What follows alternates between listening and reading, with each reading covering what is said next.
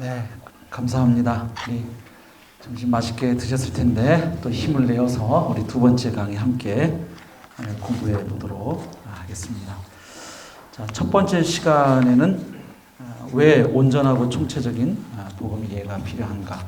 우리에게 익숙한 그 전통적인 복음 이해가 분명히 성경에 나와 있는 복음임에도 불구하고 어떤 그 한계점을 가지고 있었는지를 살펴보았습니다. 가장 쉽게 말하면 한마디로 말해서 복음이 그렇게만 전해질 때에는 처음 예수님 믿고 회개해서 결신에 이르도록 하는 데는 도움이 되는데 구원받고 난 이후에 이 땅에서 살아가는 문제에 대해서 복음이 답을 잘 주지 못한다고 느낄 수 있다는 거예요. 죽은 다음에 천국 가는 데에는 복음이 기여하는데 이 땅에서 오늘 내가 살아가는 데에는 복음이 답을 잘 주지 못한다. 그래서 그 삶의 문제를 복음이 아닌 다른 곳에서 답을 찾으려고 시도하게 되고, 그렇게 되면 병든 비정상적인 신앙생활로 나아갈 가능성이 매우 농후하다. 그런 말씀이었습니다. 자, 이제 두 번째 시간에는 예수님이 선포하신 복음을 함께 살펴보도록 하겠습니다. 복음이면 복음이지 또 왜 예수님이 선포하신 복음 이렇게 수식어가 붙느냐, 또 이렇게 질문하실 수 있죠. 잘 아시는 것처럼 신약 성경에 보면 복음이 크게 두 갈래로 증거되고 있음을 알 수 있죠. 하나는 예수님의 복음입니다. 즉 예수님께서 선포하신 복음, 하나님 나라의 복음이죠. 복음서에 보면. 그런가 하면 로마서를 비롯해서 서신서로 넘어가 보면 예수님에 대한 복음이 있습니다. 예수님의 십자가와 부활을 기쁜 소식으로 복음으로 제시하는 이른바 사도적 복음이 나와 있죠. 우리에게 익숙한 복음입니다. 그래서 신학자들 중에는 이걸 가지고 비판하는 사람들이 있죠. 예수님이 선포하신 것은 하나님의 나라였는데 바울은 그것을 교회로 바꿔버렸다. 아니면 십자가와 부활로 바꿔버렸다. 그래서 마치 예수님이 증거하신 복음 따로, 사도들이 우리에게 전해준 복음 따로인 것처럼, 그래서 예수님과 바울을 이렇게 분리시켜 놓는 것이죠. 정말 그럴까? 그래서 이번 시간에는 예수님이 증거하신 복음, 예수님의 복음이고, 그 다음 세 번째 강의 시간에는 예수님에 대한 복음, 즉 복음을 선포하시던 분이 복음의 선포 대상으로 바뀌게 되는데, 이게 과연 다른 복음이냐, 아니면 어떻게 하나의 복음일 수 있느냐, 이제 이 문제를 정리해 보려고 하는 것이죠. 자, 첫 번째 대지에 보면 질문이 적혀 있죠. 성경의 중심은 무엇일까 하는 질문입니다.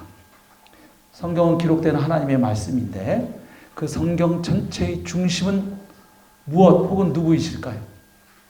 잘 아시죠? 예수 그리스도이십니다. 요한복음 5장 39절에 예수님께서 이렇게 말씀하시죠. 너희가 성경에서 영생을 얻는 줄 생각하고 성경을 상고하거니와 이 성경이 곧 누구에 대하여? 내게 대하여 증언하는 것이니라. 예수님 말씀이었고요.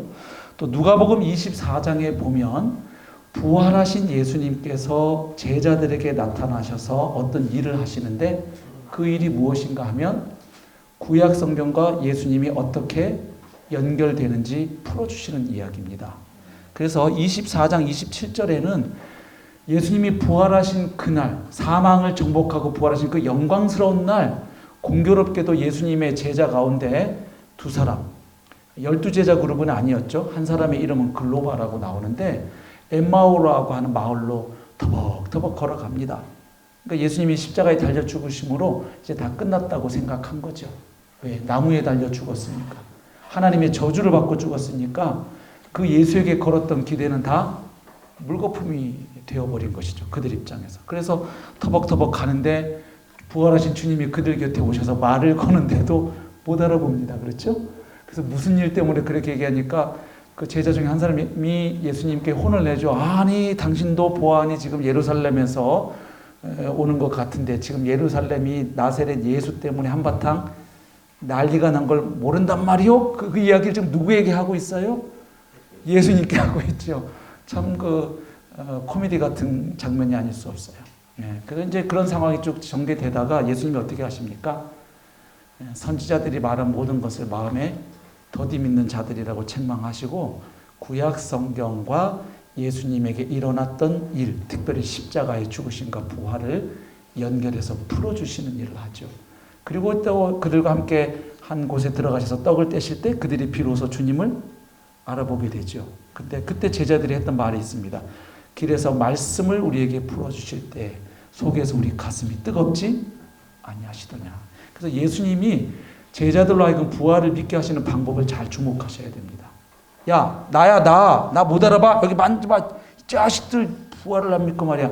이렇게 하신 게 아니고요.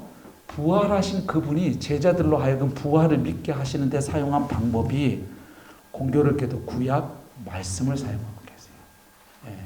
이거 간과하기 쉬운 내용이죠. 자, 근데 그 가운데 누가복음 24장 27절 보시면 이에 모세와 모든 선지자의 글로 시작하여, 자, 모세와 모든 선지자의 글, 그럼 뭘 가리킬까요? 구약 성경을 가리키는 표현입니다. 모든 성경에 쓴 바, 역시 구약 성경이에요. 이때 신약 성경 기록 안 됐을 때죠, 다. 모든 성경에 쓴 바 자기에 관한 것을 자세히 설명하시니라. 그러니까 예수님은 구약 성경이 결국은 누구를 가리키는 책이라고 보신 겁니까?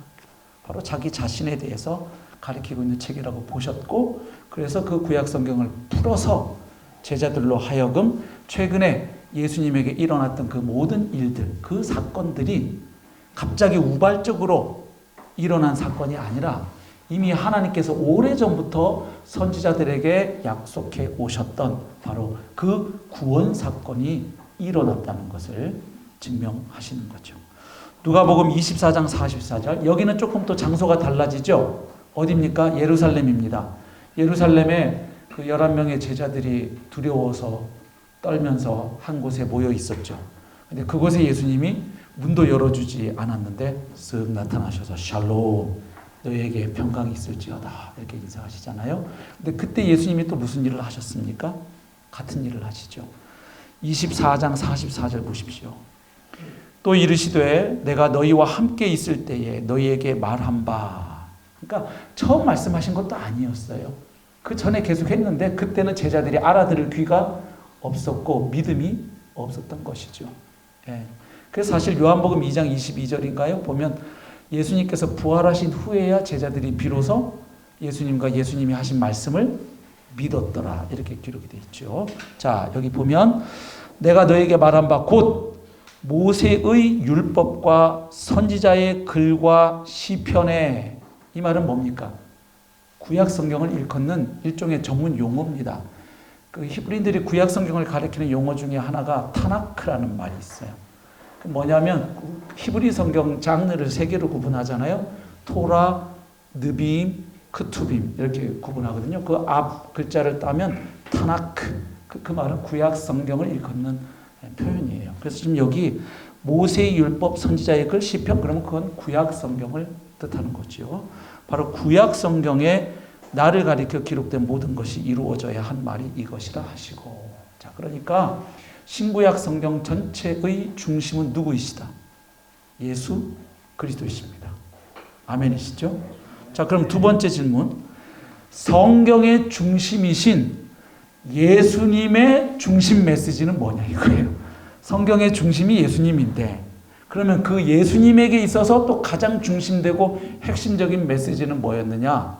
그건 우리에게 중요한 거예요. 왜? 성경의 중심이신 분에게 중심이었던 거니까. 이해가 됩니까? 예. 한마디로 말해서 예수님의 그 모든 삶과 사역, 그리고 예수님의 설교와 그 모든 가르침을 관통하고 꿰뚫는 핵심 주제가 뭐였느냐? 알고 계시죠? 한마디로 말해서 하나님 나라의 복음이었습니다. 한번 확인해 보죠, 가볍게. 첫 번째, 예수님께서 공생애를 시작하시면서 첫 일성을 떼셨는데 그 선포된 메시지의 주제가 뭐였습니까? 바로 하나님 나라의 복음이었습니다. 마가복음 1장 14, 15절에 잘 마가가 요약을 해 놓았죠.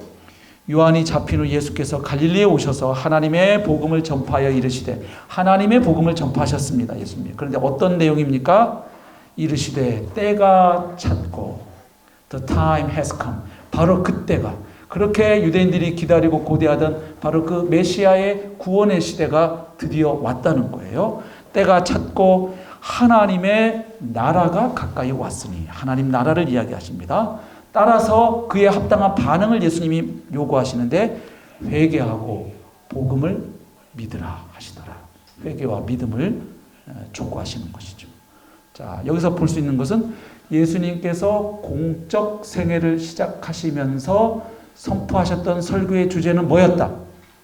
하나님 나라의 복음이었습니다. 자, 두 번째, 예수님은 자신이 이 땅에 보내심을 받은 목적을 무엇이라고 설명하셨습니까? 역시 하나님 나라 복음의 전파라고 이야기하셨습니다. 보실까요?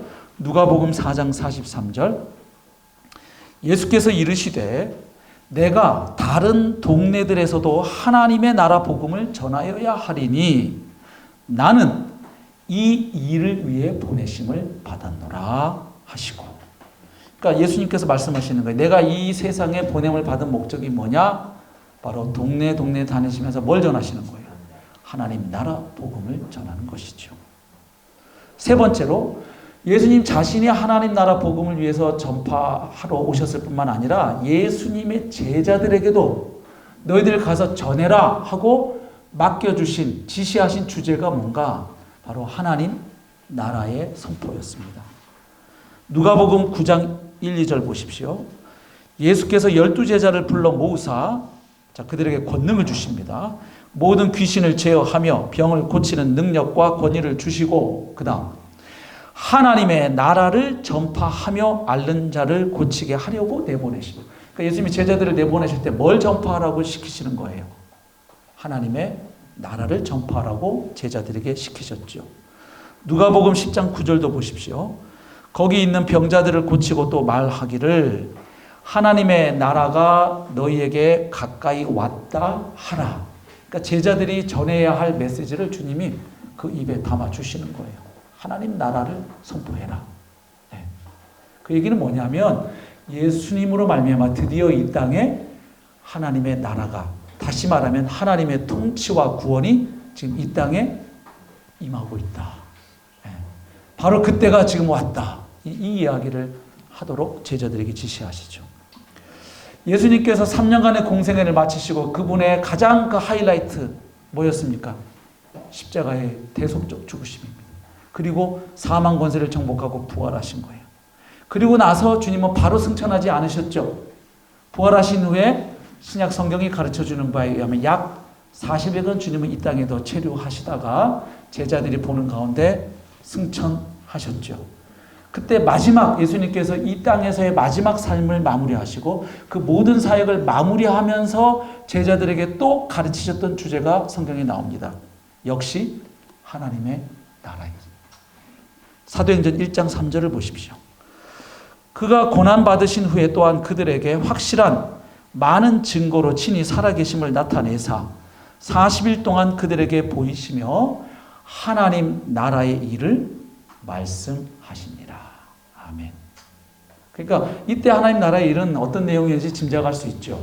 예수님의 십자가 사건과 부활 사건이 예수님이 생전에 살아계실 때 전했던 그 하나님 나라의 비유라든지 그 설교 내용과 예수님의 죽음과 부활이 어떻게 연결되는지 그 부분 설명하셨을 거고, 그리고 이제 내가 너희를 떠나서 하나님 보좌 우편으로 올라가지만 내가 보낸 보혜사 성령을 통해서, 그리고 이 십자가와 부활의 복음을 통해서 하나님의 나라가 어떻게 영광 가운데 파죽지세로 확장되어져 나갈 것인지, 그리고 마침내 내가 다시 오므로 주님의 재림을 통해서 그 나라가 어떻게 대단원의 막을 내릴 것인지,